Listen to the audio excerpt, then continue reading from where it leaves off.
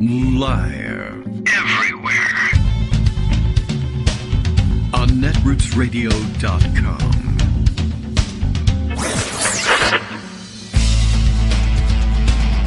David Waldman. Kagro. In the morning. Now, here's David Waldman. Hey, good morning, everybody. How you doing? It is Monday, June 3rd, 2024, the first show of June. Welcome to it. And the first Monday that we get to air a show with Donald Trump as a convicted felon. That is a true thing. And everyone ought to say it. And this, most of the weekend, it seems, was consumed with people yelling that Democrats hadn't yet said that Trump was a convicted felon enough, and then they began saying that Trump was a convicted felon about a day or two after he became a convicted felon. And I don't know. I don't think anybody is any happier for it having been said. But congratulations, you got your wish. People are realizing this. And, well, we'll do our part, certainly, and do our part in reminding everybody that Trump is a convicted felon because Trump is a convicted felon. I don't want to spend the whole show saying that Trump is a convicted felon, but it's not my choice. Trump is a convicted felon. So, I don't know. I don't know how many times I have to say it, but everyone should say people should just greet each other on the street that way. Good morning. Trump is a convicted felon. Well, thank you very much. Trump is a convicted felon to you. Yes. And then we can go on about our merry way. There's plenty of other things happening, like Trump has been convicted of another felony as it happens, and there's 34 of them, so you could spend all day theoretically greeting one another and sharing the news of various convictions. By the time you got done exchanging greetings with everybody, he'll be on trial for something else, and then we can all wait for that result. So there we are. That was the bulk of the weekend as far as I know. Everything else was kind of a blur after the Friday show, and Greg Dworkin has been waiting his turn to speak to you about it. He probably spent most of the weekend speaking to people about it. Oh, I don't know, probably on his way in and out of farmers markets or the local store or what have you. It was the topic of conversation. And there's other things that kind of happened, but I don't really know. I don't know any of them. So that's what Greg will do. Come on and remind us of the things that happened. I just did see something that Justice was texting about in the background here. I just saw it go through social media too, and I mean it's not a story in its own right, I guess, but it is kind of funny that there's a picture circulating. I'm reading the Blue Sky post from who? What a name. Gingerbread Golem. Everyone likes gingerbread and golems. And so they put the two favorites together, and you know what you get out of it. Anyway, saying that a Trump bus, a chartered bus going to a rally, and I don't know where the rally is. I think Justice was saying it's in Staten Island, but is there a rally there now? Was there? I don't know when. I don't know the timing of this picture. Anyway, the Trump bus is covered in placards and posters. Trump. This one here says Trump Law and Order. There's a big Trust Jesus sign on it. I am the pro-life generation is one of, there's a big Trump face, women for Trump, everybody plastered all these things all over. Anyway, the big Trust Jesus in the middle, I think, is what got everyone's attention because I guess they did. And you know the old expression, Jesus take the wheel. And guess what? He didn't take the wheel, or maybe he did take the wheel, and he smashed it into a light pole. So that's pretty good. I don't know. This looks like, I mean, I can see the license plate, but not all that clearly, so I can't tell exactly where we're talking about here. But it doesn't, I don't know, it doesn't particularly look like any place around here. I don't know. There's a sign for a gas station, BP Diesel. And, I don't know. It looks kind of foreign. Although, what would this bus be doing there? I guess it could be a wacky Photoshop thing. Anyway, it's fun and we're all enjoying it. And, we'll see if we can figure out the provenance of it. It is not a huge, story. Oh no, there it is. Okay. Raw Story has the story in raw fashion, I guess. And look, they used it. Jesus took the wheel. Runaway Trust Jesus RV. Oh, an RV. No wonder they plastered it up. I was wondering what bus company would let you do this to their bus. But I guess if you charter it, for enough money, they'll let you do anything. But a Trust Jesus RV ridiculed after crashing near Trump rally, says David Edwards, the writer of this piece, just published yesterday. And I'd like to find out a kind of where it is. Yeah, it's all right. Ahead of an unofficial Trump rally. That's one where Trump doesn't show up, but But Trump people get together and crash into things. We used to call it demolition derby, but now they put Trump posters all over their cars so they can't see, all over the windshield, and they smash into one another. So on Staten Island, which is the right place for it, and it says here that there's a video posted by one Damian Cross, which sounds like a Matrix glitch name, the way Oliver, why am I blanking on Oliver's name? Oliver used to do this, was his favorite joke, that Damian Cross, really? Anyway, posted this video showing what appeared to be a bus wedged between a utility pole and a gas station. So they have, if you're looking for diesel on Staten Island, that's the place. I don't know if you can get in and out anymore, but all right. Well, anyway, that's fun. The entire Trump, Oliver Willis. Thank you. All right. Thank you, Brain. Welcome back to the show.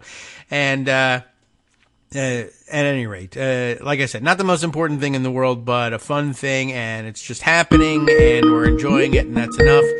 All right. Time to press the Greg Dworkin button. There we go. All right. Launching my AI Greg Dworkin. I downloaded him over the weekend into the computer, so that he could rest, and we could just be an interesting experiment to try. Greg, do you think we could reduce you to AI? I don't think there's any way to capture the spirit. Now I understand why one of my hands has 6 fingers. You did it. Congratulations. You grew. Yeah, that's right. There's a guy looking for you, by the way, who said something about his father. Are you aware of this? No. No? Okay. Well, he says you killed him, and you should prepare to die. But I think you should prepare to tell us the stories of the weekend instead. I don't think he's ever going to catch you. Okay. That's inconceivable. I thought you might think so, but I do not think. All right. Never mind. The movie has already been made. You think it means. There's a whole generation who didn't grow up on The Princess Bride, and I feel bad for them. I do too. And you know what? They feel bad for us because they're like, I don't understand why you old people like this movie. Since you did. Okay. I don't know. Billy Crystal and you did. 6 Carol years. Kane. Yes. Liar! Oh, right. Yes. Liar! That's in the soundboard. That's what George Conway said about Scott Jennings on CNN. Liar! There we go. It was wonderful. It was, and it should have sounded. I don't even know what Jennings was saying, but Conway looked at him and said, "You're lying, Scott. You're lying. I don't know why CNN pays you to be on here. All you're going to do is lie. Well, you just constantly lie." Why they do He's it. a Republican operative who's hired by CNN and basically spends all his time lying, and it's just so weird. And everybody knows he's lying, and it was like when it's exciting when they had Santorum on. I don't know why. Oh. Yeah, you know he's going to lie, and he's totally partisan. I don't understand what CNN thinks. I don't understand why they think that will make people watch them. I don't know. Everybody knows they're lying. Yeah, that's an odd Conway thing. Called him out on it. Okay, well, good. And Conway, himself was, he's no Michael Cohen.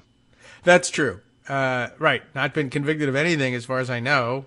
He had bad taste in marriage, but he's otherwise a good lawyer. Yeah, that was a big mistake. But anyway, he's out of that now, and people make those mistakes all the time. It's a weird thing. Okay, lots of them.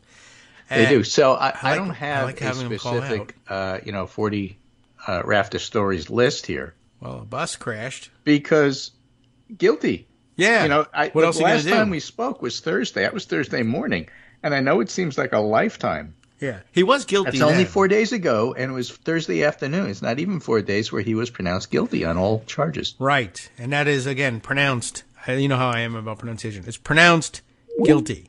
Uh-oh, hey, something happened to Greg. All right, well, I think he pressed the wrong button, so that will make the ringy-dingy noise again. I like that. You should just call every minute or so. And, hey, you know what? It's funny. That wasn't the mute button. No. Yeah, I was like, a thing popped up, and it like, bloop it, and all right, well, I guess the one button was next to the other one, and yeah. So much for that. Okay, yes, so Trump, it's pronounced hang-up button guilty. is a red button. Yes. And the mute button's a blue button. And for some reason, I chose the Republican button instead of the Democratic button, and you know, there it was, right there. There's that button pressing meme. I don't know where exactly that's from, but that superhero space guy was sweating because he has to make a choice. I don't know what that is, but but this is a very clear choice. You know who that is? No, Bibi Netanyahu. It is this morning, is it? He's got to decide whether to let Smotrich and Ben-Gvir leave the government, which they're threatening to do. And actually, press that button. You know, or he has to, decide to agree with them. In other words, is he going to choose Biden's peace deal, which is Israel's peace deal, or is he not? Interestingly, yes, this is the deal that Israel came up with. Biden said, "You told me this in private. I'm telling everybody in public." Uh-oh. Now everybody knows this is what you proposed. If you say, no, I didn't propose it, I got all your cabinet members saying you did. So this is now your plan because I went public with it, and you're the one that's going to take the consequences of agreeing or not agreeing. I can't make you decide. I can't make you sweating, deciding which button to push, peace or war. I can't, make you do that. But I can tell the world, you agreed to this.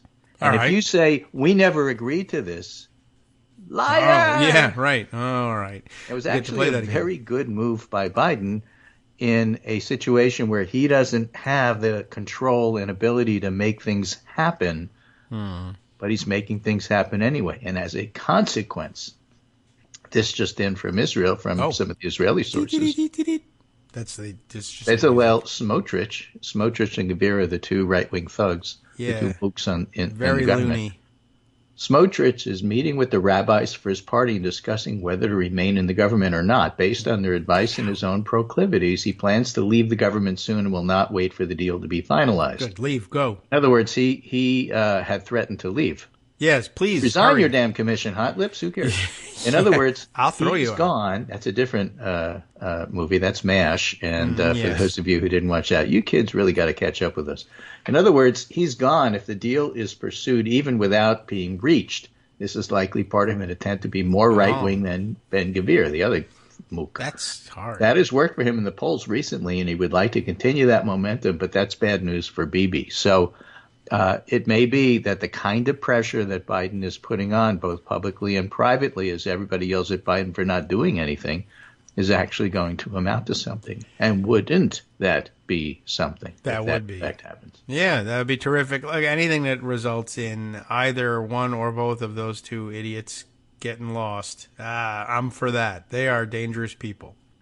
Or less people getting killed. I mean, there's a lot of reasons why it's like a really good idea if you do this. Yes. Well, I mean, right. Aside from, could we also have that? Oh, yeah. All right. Well, the big benefit for me is it's before the deal even begins. As if you're just pursuing it, I'll leave. Excellent. Wonderful. What could be better than a roadside stop along the way where you get off the bus and then we arrive at this destination?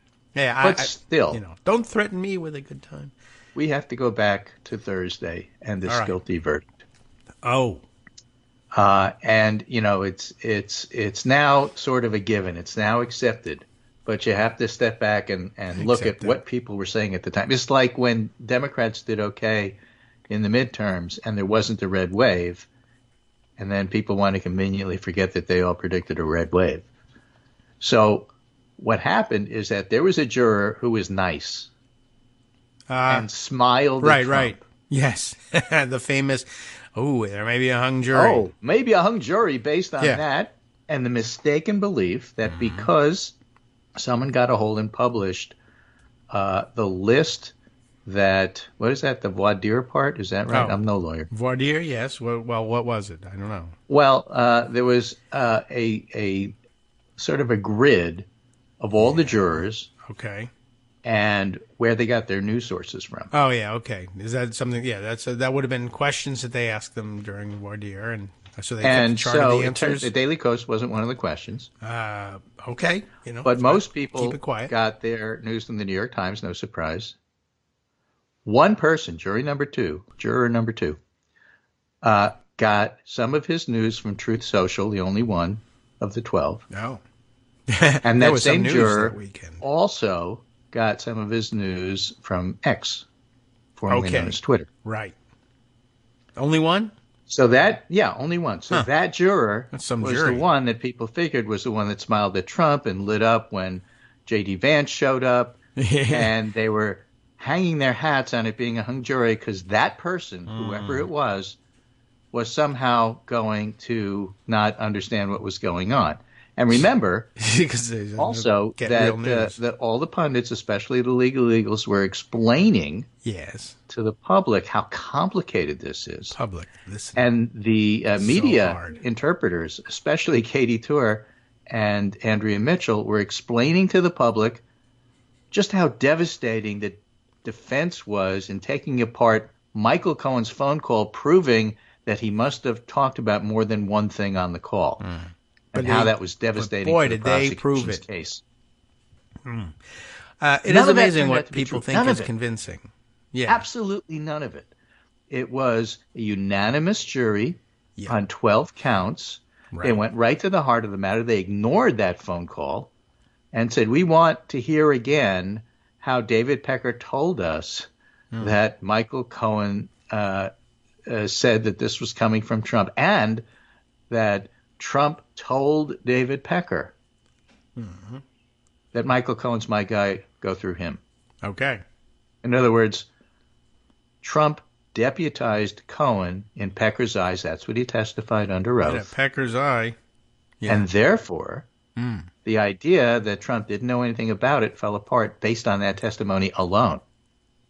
Womp womp. Or to put it a different way, David Pecker corroborated everything Michael Cohen said, and this stupid flurry over this stupid phone call with all this stupid analysis about what it meant nothing. But he did smile. The guy smiled. So a jury of Trump's peers, because he's simply a former citizen. We used to call him TFG, the former guy. Right. He's now TCF, the not taking care of Friday, but the convicted felon. True. Okay. So TCF was found guilty on all counts. Now, that was sort of expected / unexpected. I'm no genius, and I'm certainly no lawyer, but I repeat myself. And I said, look, if he's guilty on one, what is it? Where goes one of us, go us all? Oh, yeah. Whatever that saying is. If you're going to convict him on one of those felonies, you're going to convict him on all 34. They're the same thing. Sure. I don't really see There's why no way that was the other analysis. Well, maybe the jury will acquit him on the ones he didn't sign, the checks he didn't sign, but convict him on the ones he did. That's stupid. It's all the same thing. The jury understood all of that. All that nonsense that the an analyst brought up, which is the jury blew it away. It said, nah. Okay. If he did one, he did them all. It's not hard. All the proof was there for all of them. And it wasn't hard, and it wasn't that complicated. So he's guilty, and right-wing media erupts. They were ready for this because they knew he was going to be found guilty. Okay.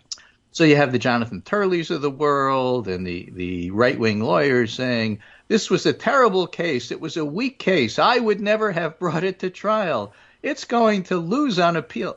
Firstly, there's nothing to appeal. Okay. What mistake was made? Well, they don't care about that. But that's how the appellate part works. Right. Well, the judges care. Again, I'm not a lawyer. You'll have to explain this to me and everybody else.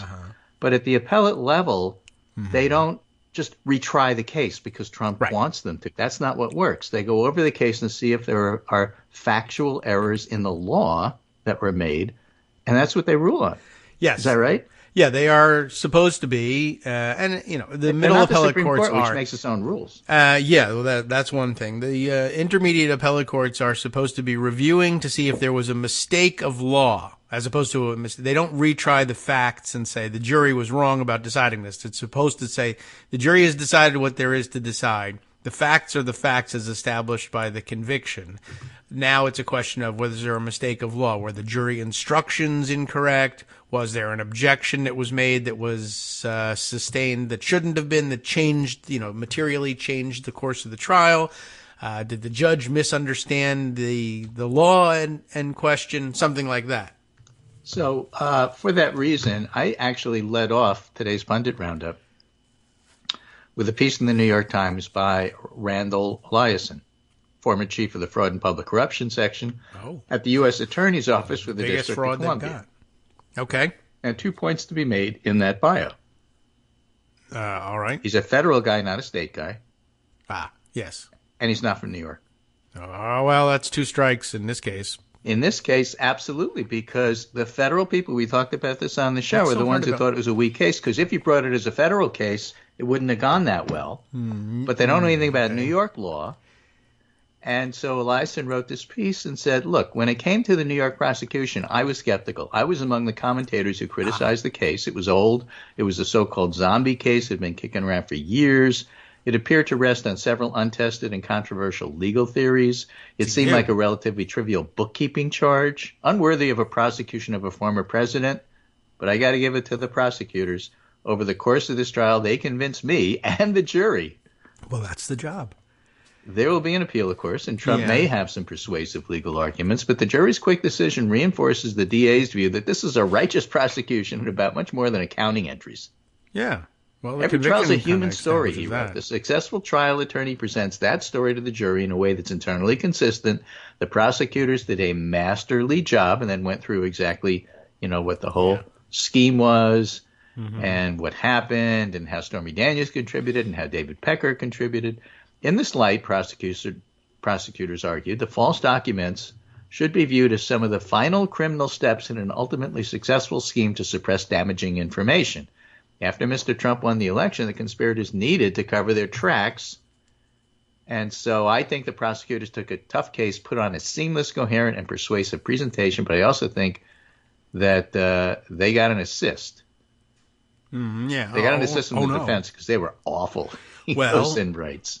Everything from Bob Costello to letting Trump run the defense. Look, shouldn't the worst and dumbest criminals be the ones that get convicted? Why not pick the low-hanging fruit? Right. He got an assist. Yeah, okay.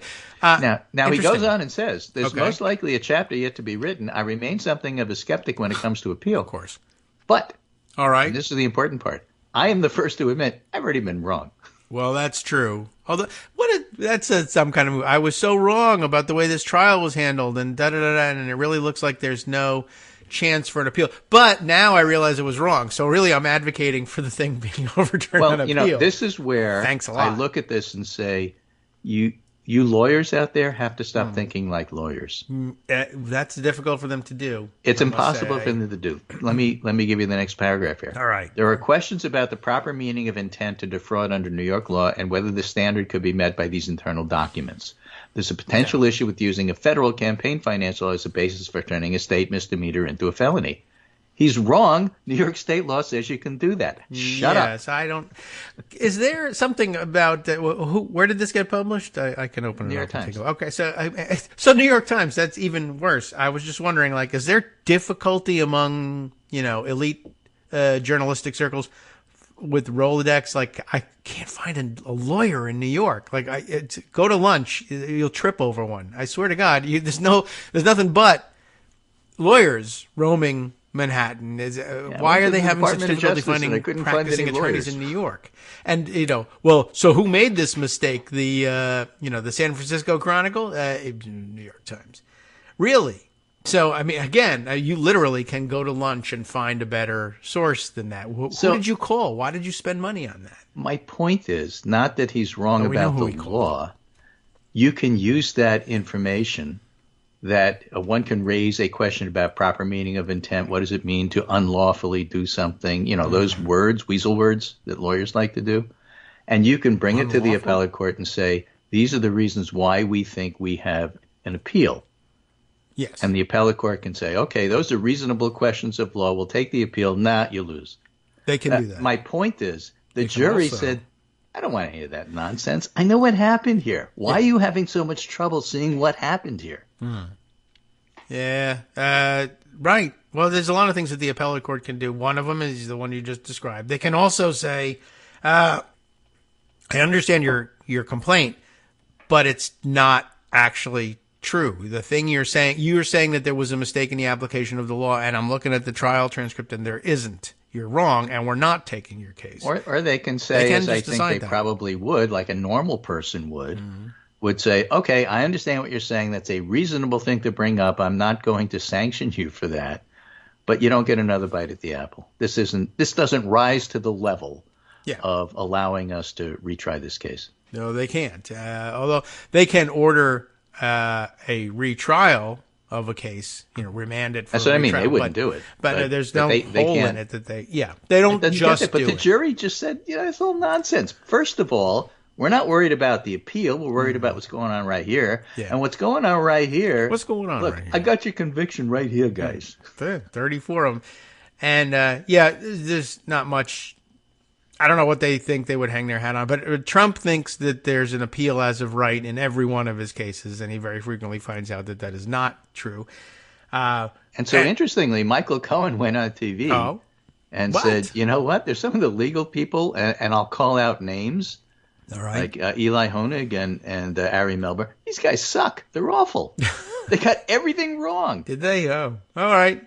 Well, they kept saying how strong the defense was and how this and that. It was all nonsense. The jurors saw right through this. Michael Cohen is not a good person. He's not a smart person. He's the thug who was trying to, extort money for taxi medallions. Yes. But he's right. When he's right, he's right. That's what the jury said. He was right about this, too. A lot of the legal people just simply either had to make a case for why you hired me. On TV, or they didn't understand it. I can't figure out which. Maybe. Now, when you mentioned Ari Melber, I'm thinking maybe that's just Democratic hand-wringing coming through as lawyer speak. There are a lot of things that can go wrong. I just need to prepare you for all of that because I'm a Democrat. Now, I'm speaking to you in lawyerese because I'm a lawyer. Somebody said that. Democrats are the people who take both sides and lose. That's about right. Look, I'm glad they're wrong. That's good news. I really can't understand why they can't find New York practitioners to tell them about this law. It's not new. They must have found some because somebody told us that. Armando was very good at telling them. Hi, everybody. It's me, David. Let's change things up from the old fundraising pitch for just a minute and talk instead about how you can be a part of our show. If you've got a smartphone or any other electronic recording device, why not sit down and record a segment for us? Read us an important article and give us your take. Read one of your own original essays, or even just give us your commentary on something you'd like to share that's important to you. Then send the file to me at kagrox@gmail.com, and I'll try and work it into the show. Short segments, a few minutes in length, are easiest to fit in. And of course, I can't always guarantee that I'll be able to play everything, but if you've ever shouted at your radio or TV about something you wish was being covered, here's your chance to change that. Make the show your own. Send your submissions to me at kagrox@gmail.com.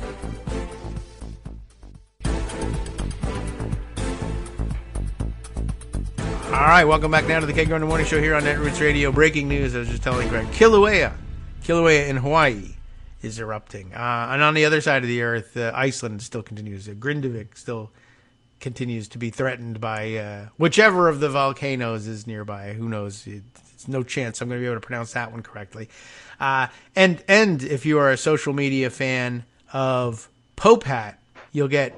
Well, you won't get any coverage of it because he's not going to the active volcano yet, but he's taking his tour of Iceland and everybody's watching him, and it's very familiar and fun to watch and relive a trip through Iceland through social media eyes. And it's become such a popular destination. Somebody from our social media circles is there every week, and it's really it's fun. Anyway, yes, so Hawaii and Iceland. Two very different kinds of volcanic islands exploding at once. And I don't know whether that means the whole Earth is exploding or not, but if we're not back tomorrow, that's what it was. So, back to the news roundup. Trump, a convict. Yep. And there's more people talking about that. We haven't heard from every single person yet. So, but where were we when we left off? Well, a couple of things. I think what we need to talk about now is, okay, so what kind of effect is this all going to have? All right, sure. I mean, enough with looking back. He's guilty. Let's look forward. What does this guilty I will look back some more later. Conviction mean?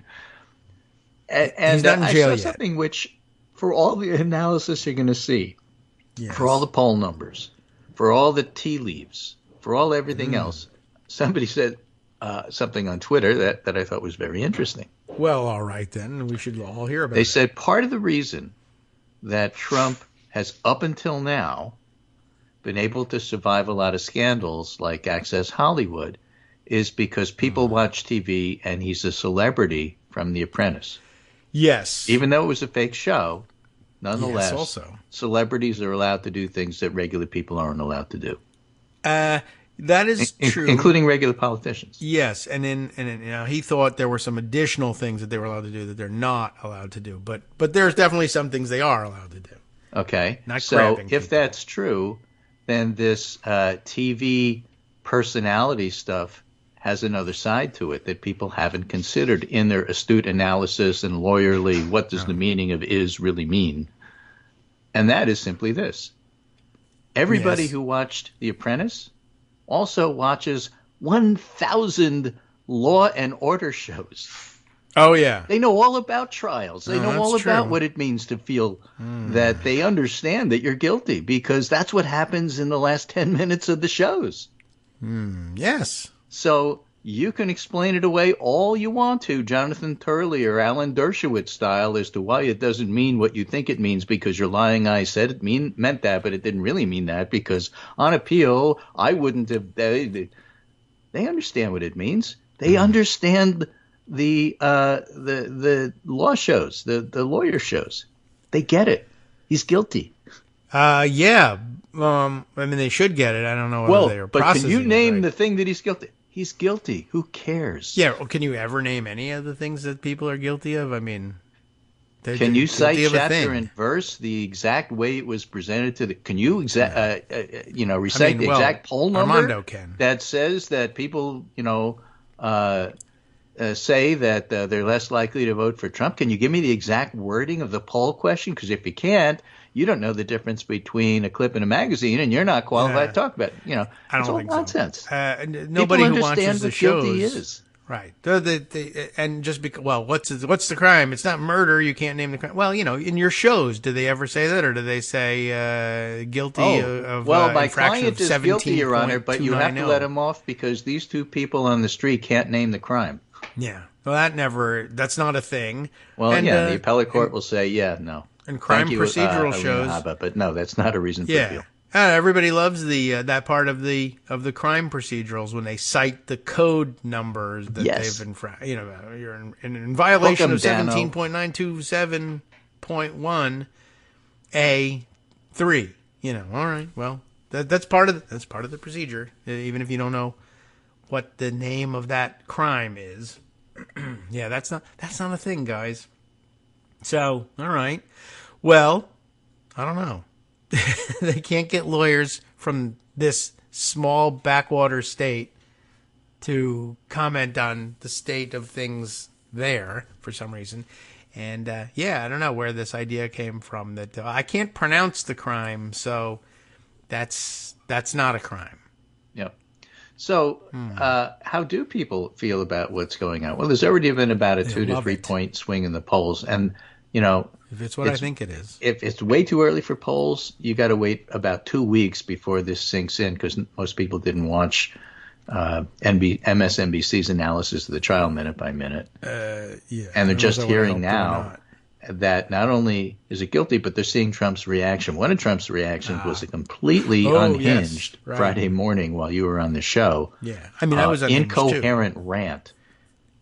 That was the show. I don't know. All these countries in Africa unleashing their insane asylums and prisons and letting everybody come here because I'm innocent. Yes, well, that's the reason that they did it, because he was so innocent. Africa, I don't think has made, I don't know, maybe I haven't been watching the rallies, but I think that's kind of a new-ish addition to his, he was always complaining about Mexico, obviously, and I think he's expanded to the rest of Central America, but yeah, he added Africa because, of course, he doesn't like the color of people from Africa either, except Elon Musk. He likes that guy. Yeah. Interestingly clearly enough, they did it. I don't know why. Yeah. Trump had 3 big rallies during his trial. And when I say big, I mean at least 15 people showed up. Right. Well, that's more people than showed New up at my inauguration. Well, that's certainly possible because only like 9 people showed up to that. Yes. They were AI reproduced over and over Yeah, again. they all had 6 fingers. 9 people came, but there were 75,000 fingers. Yeah. Okay. Yeah. Well, I do not think your hands rallies? are what you think your hands are. So, 3 rallies. You might have been wondering, I was wondering why on earth would he have rallies in the New York, New Jersey area? They're not voting for him. Yeah, that's not a big, well, I guess, convenience. Backyard Well, I of the thought courtroom. maybe convenience. He's lazy, of course, and maybe there were golf courses there. And, he owns 1 or 2 there. Yeah. I'll never forget George W. Bush being asked about the Iraq War, saying some nonsense, and then watch my swing. All right. Watch my drive. Watch this drive. Watch this drive. Yeah. Right. So it was a good drive. I was puzzling over it, but our mutual friend Jen Hayden said, look, there's a pretty obvious reason for this. And that is that January 6th didn't start on January 6th. There were rallies beforehand where stuff's going to happen, lock and load, stand by and stand, that sort of stuff. I see. So basically, he's got all this violent rhetoric talking to his base, telling them that if a conviction comes, and more importantly, on July 11th, when they decide whether or not to put me in jail, I say you need to be ready because it will be wild. And that was the purpose of these rallies. Oh, okay. Yeah, well, we were promised, of course, as I said, Trump threatened all of this, that there would be riots in the streets if he was convicted. And he was convicted and there were no riots. So I guess now it's, I meant the riots will be a sentencing. All right. And I mean, that might drive people out, but I don't know. It's only getting hotter. The New York Rangers, unfortunately, are now out of the Stanley Cups. They lost to a very good Florida Panthers team. So they're free to riot? And in my day, back in the day when I lived in the city and had season tickets to the Rangers in the blue seats there, up in the nosebleed area, you go to a Rangers game, and Eddie Layton at the organ would play, da, da, da, da, da, and everybody the crowd would get revved up, and then they'd all yell "Pot Pan sucks," and but there was a chant, and it was, "Let's go Rangers," and you'd hear it throughout the stadium. Sure. Sometimes you hear it at Yankee Stadium. Yeah. So after the now it's verdict, Brandon. People started gathering in front of Trump Tower where Trump was staying, and they started the chant. Only the chant was, "New York hates you." And this video of it, it's actually very funny. Cool. I like the whistle guys are usually there for those. So things. New York is not prime territory. And of course, it was extra humiliating because all his life, Donald Trump is trying to be, Jay Gatsby and get accepted by the people born to money in New York. And they always reject him. And they rejected him yet again.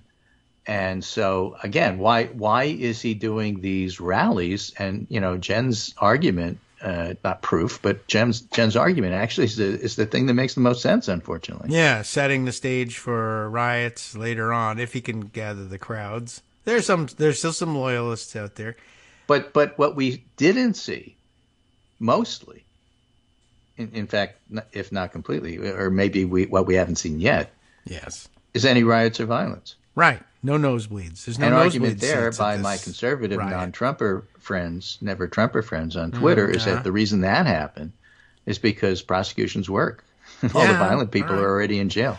Certainly the Proud Boys are. Yes, the creme de la creme, as it were, of this of leaders. This group. Yeah, that's true. The people who organize these, it gives you second thought. Things. Well, these people are unfairly being prosecuted. Well, you know what? It also gives them pause about showing up and making trouble because Trump told them to. Yeah.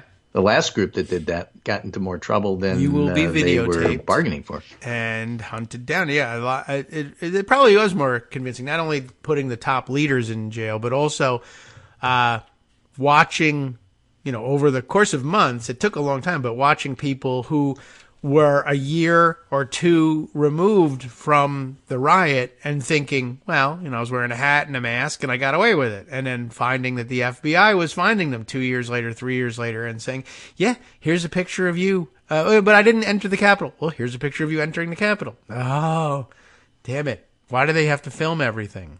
Right. And then he's like, oh, you filmed it. It was your camera. Oh, well. All right. Lesson learned. So Trump has all these loyalist Republicans who, circle the wagons because they knew this was a big hit. Forget the bravado. They know this is a big deal. Okay. And as I said, the polling is starting to drift toward Biden, although it's a little too early to see. What was interesting in the polling to me is not so much, the horse race part of it. But this was a CBS News poll, for example, among Republicans who don't identify with MAGA. Okay. Non-MAGA Republicans. Non-MAGA Republicans. They were asked a question. They asked this guy already? All right. The one guy. They were asked the question, is Republican loyalty to Trump important? They asked Republicans this. And they asked non-MAGA Republicans this. Republican loyalty to Trump is very important. 72% said Republicans. Somewhat, 15% said not at all. Uh-huh. Okay? And among Republicans who don't identify with MAGA, the share saying loyalty isn't important since March. Okay. Was 21% in March, where they said loyalty to Trump isn't important. It's now 33. It's gone up 12 points since the trial. Okay. Huh. Right? 49% of the public says that Trump should step down and not run, including 16% of Republicans. And Trump. The same 15% who say loyalty to Trump isn't all that important. These are the so-called Nikki Haley voters. They're not Democrats. They're conservative Republicans who don't like Trump. Yeah. My point here is that 15% of the Republican Party is willing to consider not voting for Trump. That's what these numbers are telling us. All right. That part I understand. Okay. Well, don't. If you lose 15% of your party, you lose. Yes. You're going to lose the election. I'm looking forward And this to is now before the polls even get a chance to, a lot of the people who don't get their news from anywhere, they still haven't heard about this stuff. You still need to give them 2 weeks to talk to their mother-in-law's, boyfriend who, heard something or other, and then they can go look it up. Yeah, I don't know how you missed this news, but it is possible, and there's always, 10, 15% of the population that misses everything. Right. And they missed too. So following the guilty verdict, that was CBS and ABC Ipsos, following the guilty verdict, 49% of Americans say Trump should end his campaign. 52% of independents say Trump should end his campaign. 16% of Republicans, as I told you, say Trump should end his campaign. All right. And, of course, 79% of Democrats say he should end everything. End his campaign. Then the whole thing. And that would actually, for Democrats, be a bad idea. I think Biden would have trouble beating anybody else. Oh, maybe. It'd be interesting just to see the... Well, Democrats just want him out. Actually, Democrats, Maybe, yeah, sort maybe of, Stick around. as I said, Democrats argue with themselves and lose the argument. True, right. So, look, I'll be glad to take these numbers, and anytime the Republicans are, this would count as disarray. 15% is the official disarray threshold, I think. Right. So, all right, that's true. That would be interesting. Although it would be a real interesting thing to campaign with a short runway on, I'm taking over as the nominee because the last guy was convicted of everything in the world and is still waiting to be tried on Espionage Act charges. The trouble with that, of course, it's not easy, is that... But I'm not him. The 70% who think it's important to be loyal to Trump would walk. And, you can't win with 16% of your party walking. You certainly can't win with 70% of your party walking. No, that seems less likely, even. Yeah. And then, of course, there's also the, and I'm not him. I'm distancing myself. I'm totally different person. You mean the person who was in his cabinet before, right? And you said you were going to vote for him. But now he's too convicted for you. In New York, right? Yeah. All right. Okay. Not Melania. Let's not confuse her with her family with sycophants. Yes.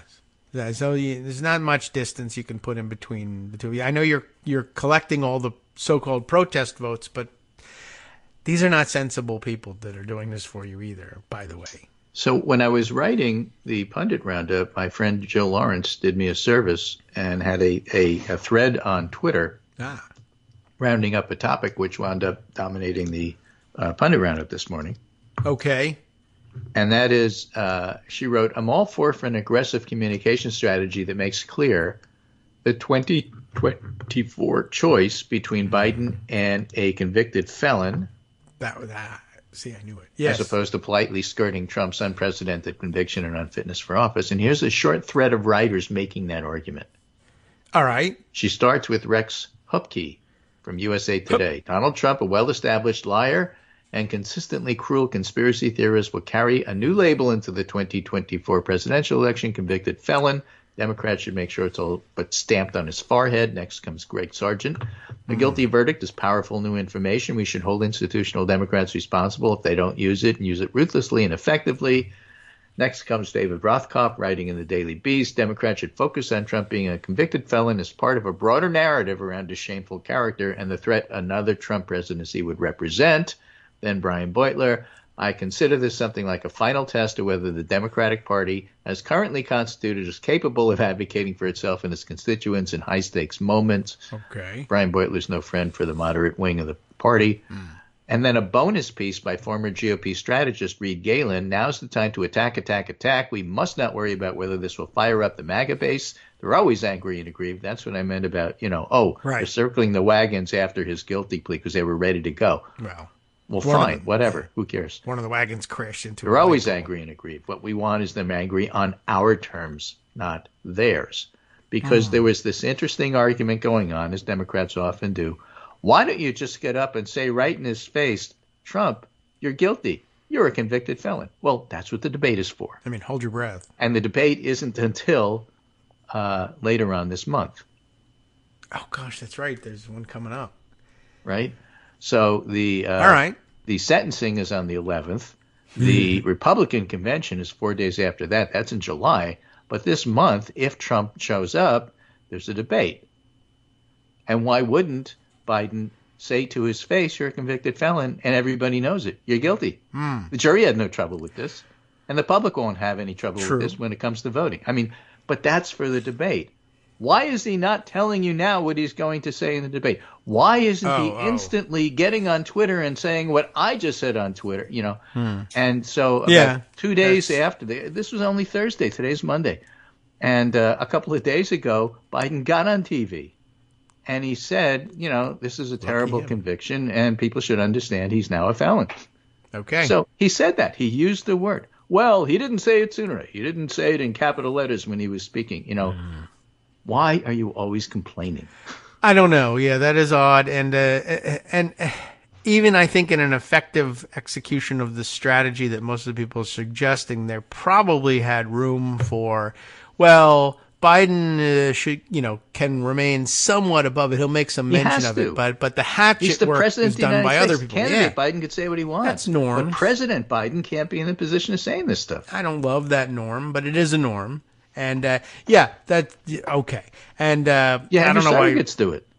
Yes, Republicans are very good at that's doing this instantaneously, but they're very reckless people, and they don't care when they do something wrong or hurt anybody by not planning their attacks carefully. They don't care, and they have a receptive the other way base to put for it, that. as George Conway said about Scott Jennings, they're liars. Okay, well, there's that too. They have absolutely no compunction. There's no reason getting on and lying to their face. Every accusation is an admission of guilt with a Republican. That's true too, and since they're all guilty, it's easy for them to come up with those projections. You don't have to. I mean, it is amazing. Well, we want a coordinated attack. All right. Well, can they coordinate it or should they just launch? Now, Republicans don't coordinate it in the same way. They're just sort of everybody freelance lie. Go.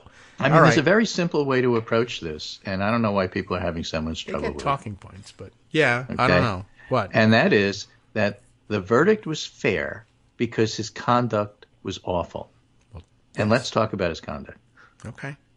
That's an easy enough outline. I mean, it's just, what about his conduct makes you think he's qualified to be president of the United States? Oh, my God. There's nothing. There never was anything. Right. And then, of course, this. And also good points about this particular conviction being made over the weekend. Everybody should be reminded that this is activity that he did while president, the cover-up activity. Yeah. And of course, using the checking accounts of businesses that he swore he wasn't going to have anything to do with anymore and was handing off to his kids. So, I mean, there's a million reasons why this is bad beyond the fact that the things that he did was a crime. But there's also, he should never have been doing this while he was president. He should have had no hands in the running of this business. He shouldn't have been spending any of his time covering up crimes at all. And it was impeachable at the time, except, no one would have done it. The numbers weren't there. But yeah, that's there's a million reasons we haven't even gotten into about why all of this is bad. That wouldn't have mattered in court. They shouldn't have cared. It wasn't an issue for the jury whether he was president at the time or not. It's completely different. But you all can care more about it because of that. You shouldn't be looking to downplay it. This is an aggravating factor. It's amazing that you can even have a debate on there and, we'll bring on a Republican to tell you why you should downplay this. No, wrong. He was a Republican president at the time. They should be wringing their hands even harder, but they have no conscience. So I guess that's the thing to say. If you get invited on a TV show and you're the other panelist, you can say that. I can't believe this guy doesn't think it's worse than I do. It was his president misusing the power of the presidency to commit these crimes. Why isn't he he should be even more embarrassed to be here. Well, okay, there. Now I've just won that debate. Good. And I guess they could do that in June. I don't know if that's will be the focus of their debate. I want to suggest that Biden should say, let's settle this right here, right now, and show everybody our ankles at this point. Step outside. There's no monitor on this one. Lift your pants leg there and show me the ankle. Does he have to wear anything at all? Probably not. So Larry Hogan came up with a mealy-mouthed, what you expect from politician statement about, I don't agree with the result, but you have to respect the integrity of the system. Oh, wow. That probably didn't work for him. So Lara Trump is now head of the RNC because that's what Donald Trump wanted. And Casey Hunt on CNN asked Lara Trump, does the RNC support Hogan for Senate? And she said, I don't support what he said there. He doesn't deserve the respect of anybody in the Republican Party at this point, and quite frankly, anybody in America. So as reporter Andrew DeSidero said, RNC chair is actively undermining a GOP Senate candidate who actually has a chance of flipping a seat in Deep Blue, Maryland, and whose victory would virtually guarantee a GOP Senate majority. Implication here is fealty to Trump is more important than having a GOP-run Senate. Well 70% of the Republicans agree with him. So Larry Hogan was never going to win that contest. He's certainly not going to win now. And you have all these clever analysts saying, oh, it's a smart move by Hogan because in Maryland you have to run away from Trump. As a Republican, if you don't have the 70% who think it's important to be loyal to Trump, you're not winning. Yes. Is he going after the 16% and sacrificing the 70%? 70 is bigger than 16. I learned that on Sesame Street. Yes. We can count. And so, the Republicans are going out of their way to try to lose. And that's just one example. And that's the kind of behavior that filters down to Republican voters and independent voters especially. And so, again, it's just one of the many and subtle ways, some obvious, some not so obvious like this, where the trial results, the verdict, hurts Republicans in elections. Yeah, and in an interesting backhanded way, it explains a lot of the, how can you be, if you are a relatively functional, intelligent person, but also a Republican and running for office, what do you do in the face of a conviction that appears to be fairly solid and, unanimous verdict, 34 counts, et cetera, and everybody kind of knew that he was doing this anyway. It defies reason to say anything other than, he's convicted and we have to let the system play out and honor it. And, that's the real person's answer. Right. But and the Democrats' answer to anything that they bring up along those lines is also pretty simple. Yeah. This was a banana republic. Oh. This was this. This was that. This was rigged. This was it. And the Democratic answer is simply, wait a minute. Are you saying that about the jury? Yes. Yes, you are. Well, then you're attacking the entire Democratic legal system for the republic for which it stands, right. Constitution and all that sort of stuff. Let's be clear. Yeah. The jury, who are not political people, unanimously felt this is what he did. Yeah. They convicted him because they felt he did what he was being charged with. Yes. You got a problem with that, you're telling the American public you have a problem with the jury and the jury system and the rule of law.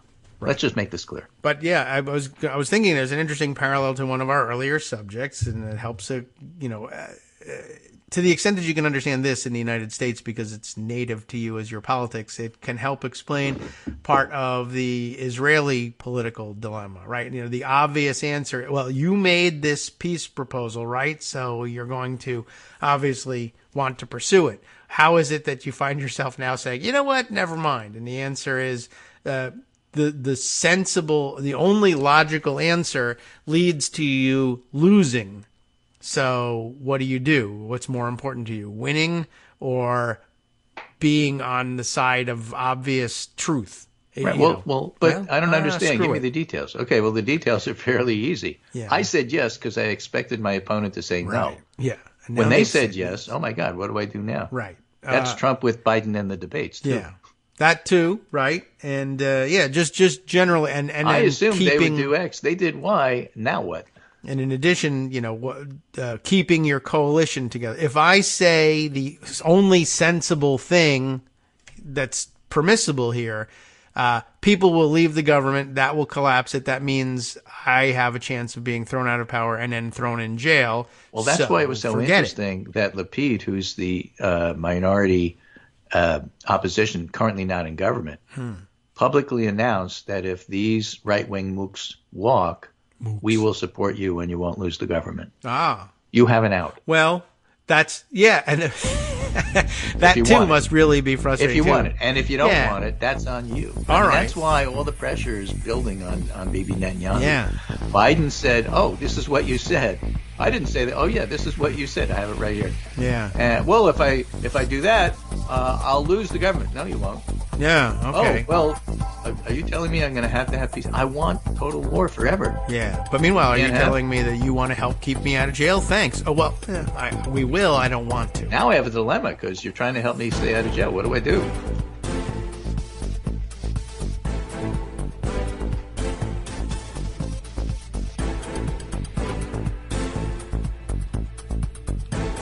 All right, welcome back now to the Kagro in the Morning Show here on Netroots Radio. There are other things. There are other angles on the same things. Which ones should we share? There's a lot. Oh, here's some international news. I don't know whether can we make the segue from the last second mention of Israeli politics over to the politics of a completely different country only because the politician involved is Jewish? No, that's anti-Semitic to do that. Oh, no.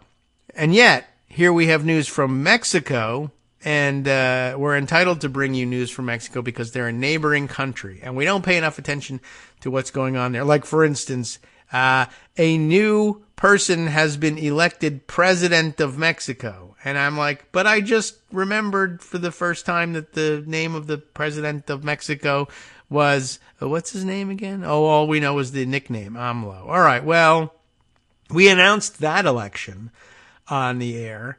So we're, I think, bound and obligated to announce the election of the successor.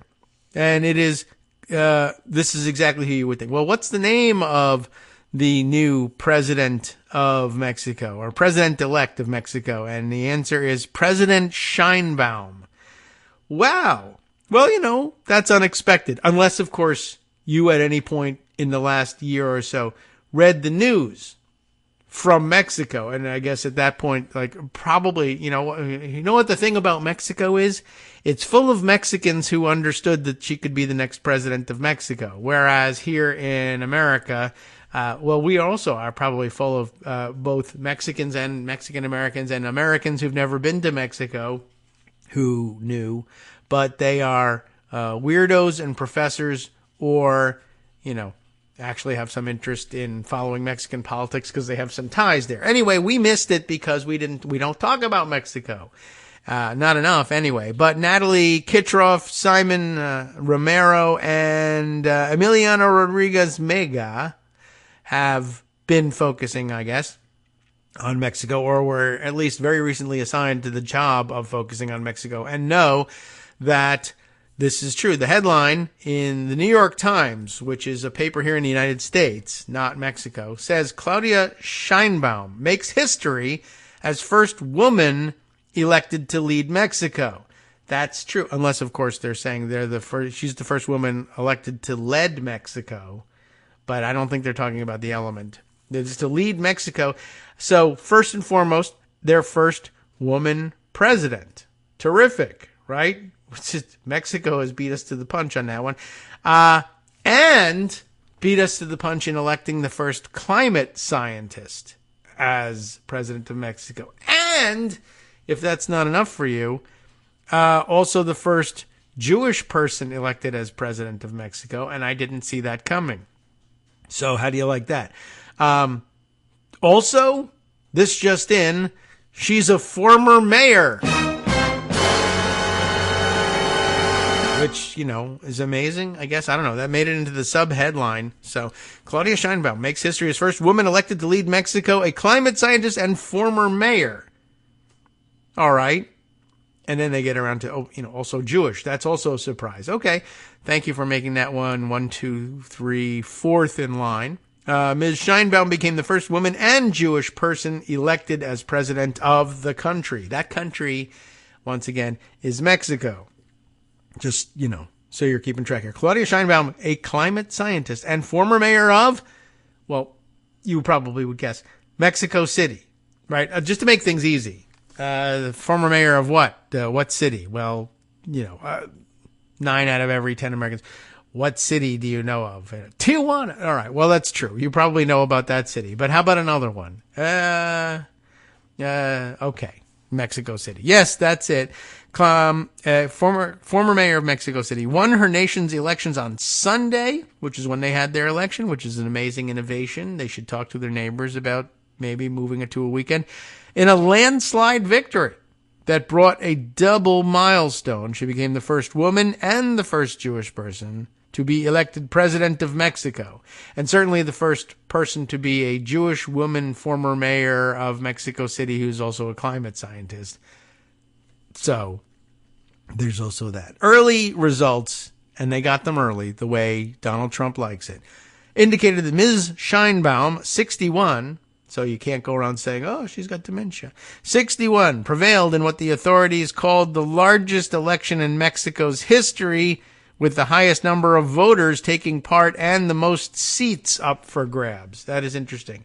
Of course, by the way, it's not exactly true that you can't go around saying that she has dementia. It's just that people won't believe you because they have a weird idea that you can only get dementia at a certain age, even though it could happen at any time to any of us. In fact, most of you listening to the show could be accused credibly. Anyway, because otherwise, what are you doing here? It was a landmark vote that saw not one,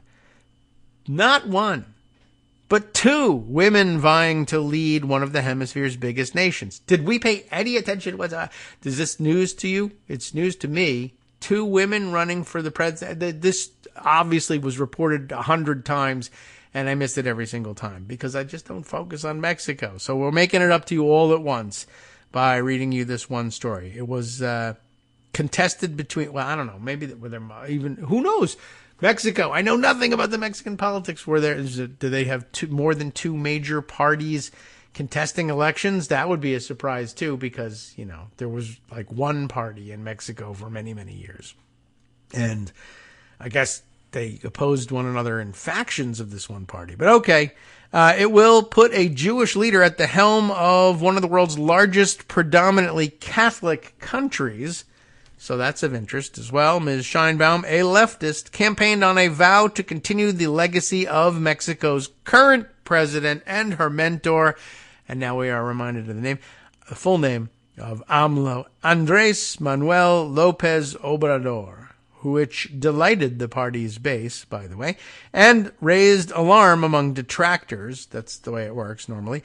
The election was seen by many as a referendum on his leadership, and her victory was a clear vote of confidence in Mr. López Obrador and the party he started, and maybe they also like her.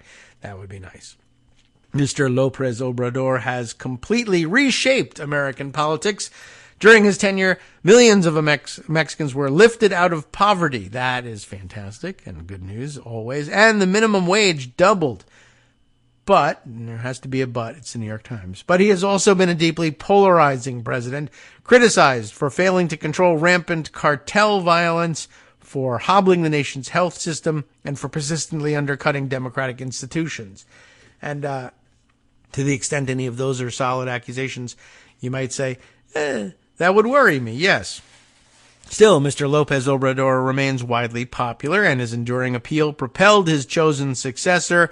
And for all the challenges facing the country, the opposition was unable to persuade Mexicans that their candidate was a better option.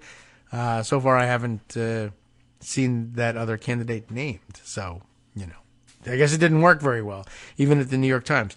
We love her, and we want her to work like Obrador. Gloria Maria Rodriguez, 78, from Tabasco, said of Ms. Scheinbaum, and leave it to the New York Times. So we're gonna interview somebody from Mexico. From where? From Tabasco. Everyone will recognize that other city. Okay.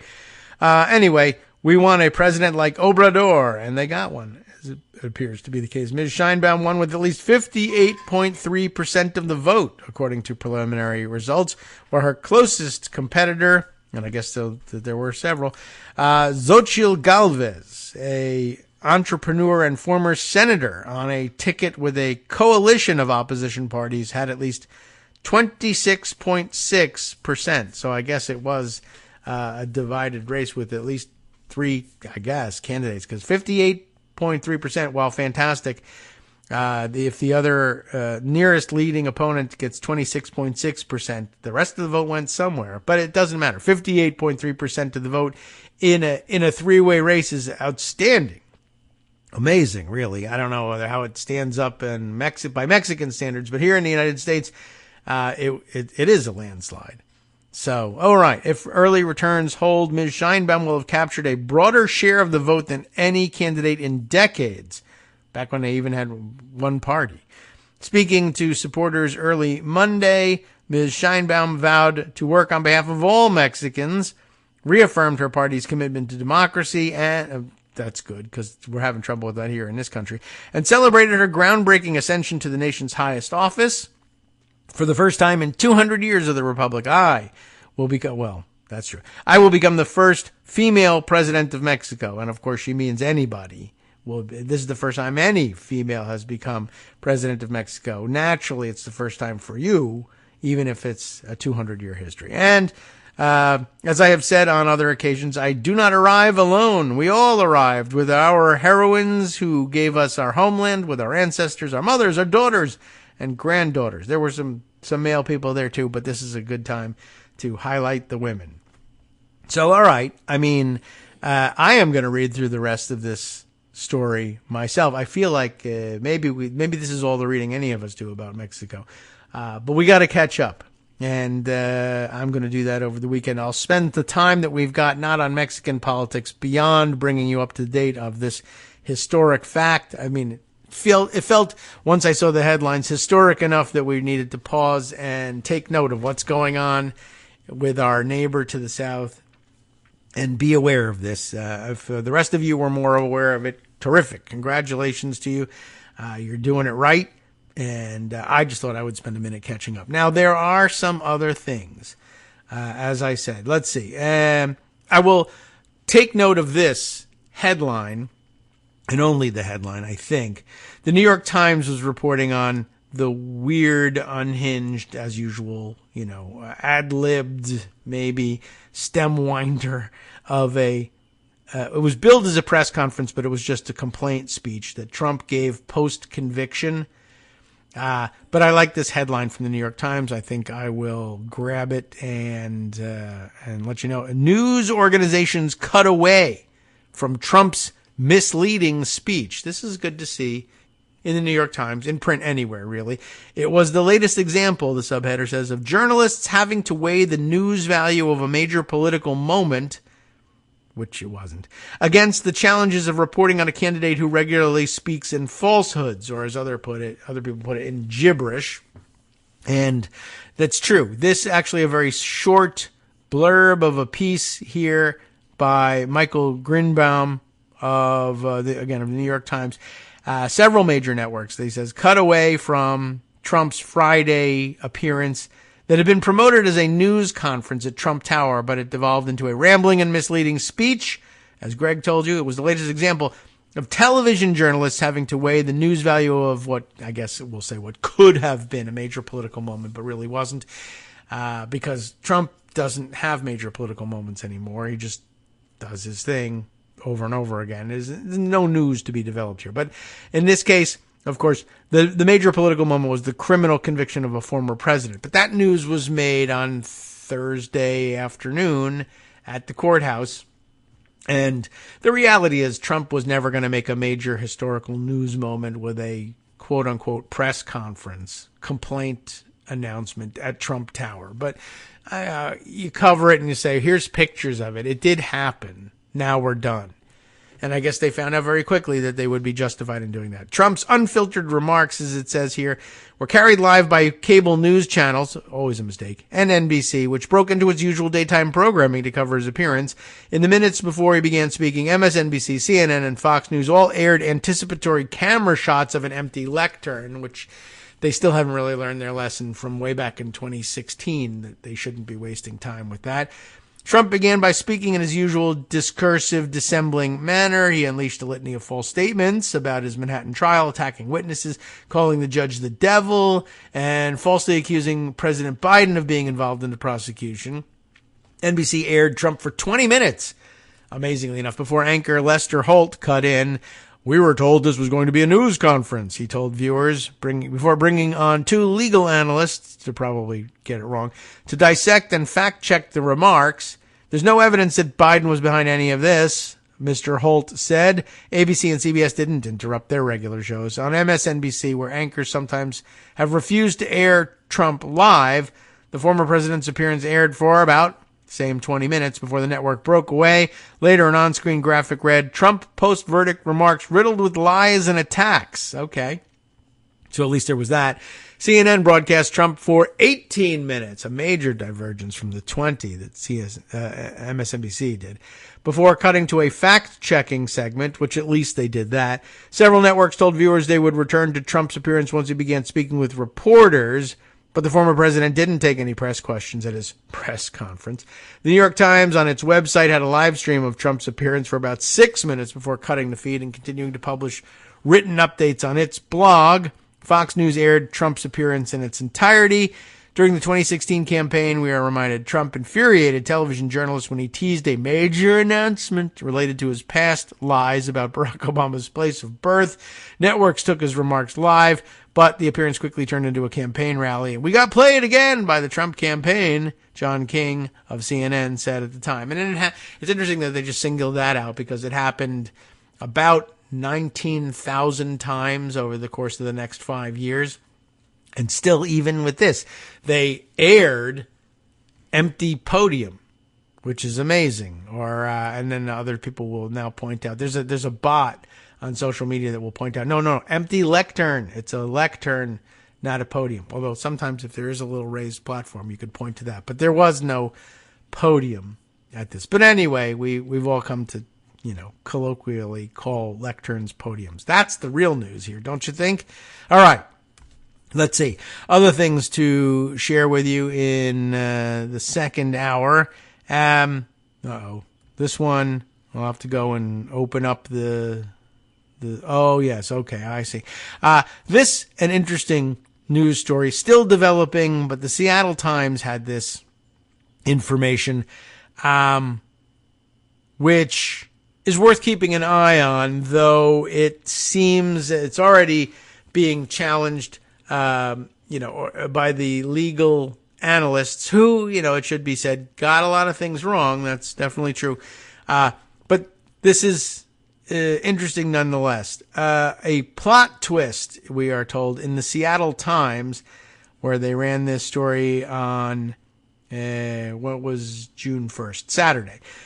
Plot twist, Washington State, because they're the Seattle Times, has a law against felons running for office. And guess what? There's a felon running for office right now. And they have this felon in mind. Will it work? Will it make a difference with Donald Trump? Danny Westneat, if I have that pronunciation correct, is the columnist writing this piece. If local Republicans knew what was good for them, well, duh, that's already internally contradictory. But if they knew what was good for them, they would now move to drop Donald Trump from Washington's fall ballot, if they can. I don't even know. I know, they won't. They're in too deep. Trump won 76% of our state's GOP presidential primary vote. It's become like a cult, as the party seems eager to debase itself by shedding all its long-standing talk about the rule of law and personal responsibility, as well as any chances of winning here in Washington, to sink ever deeper into the muck of Trump.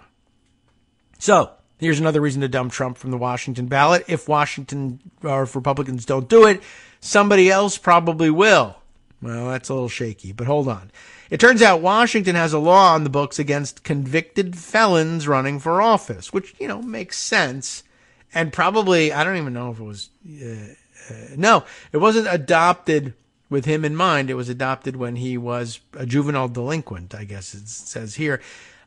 It was first established back when Washington was a territory in 1865. So I guess it counted as Wild West. No convicted felons running for office. Up there in Washington, though they did not have that accent. Anyone in 1865, they were ready to say, anyone convicted of infamous crimes, as they put it then, could be blocked from holding elected office.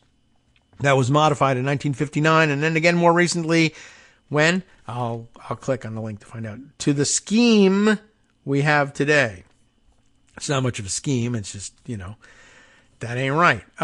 Let's see. The latest change was in 2016, which you could guess might be in anticipation of Trump eventually being convicted of crimes, because by that point it was clear that he was going to be a major party candidate, and he was one. This was February of 2016, so well in advance of the 2016 election, and he had not yet secured the nomination, and I guess it was still in question because it was only February.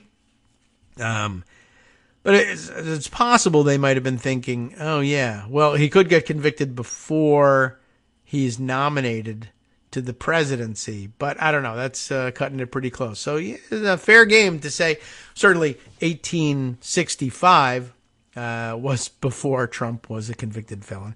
Anyway, and then modified in 1959 when he was just a kid. Any registered voter, it says, can challenge the right of a candidate to appear on the general election ballot for any of 5 causes, state law says, and one of those causes is flashing in bold neon lights today. Quote, because the person whose right is being contested was, previous to the election, convicted of a felony by a court of competent jurisdiction, the conviction not having been reversed, nor the person's civil rights restored after the conviction. That's the quote, but it's not really clear where they're taking it from. But it's linked. State law says it. Well, how about 34 felonies? Will that work?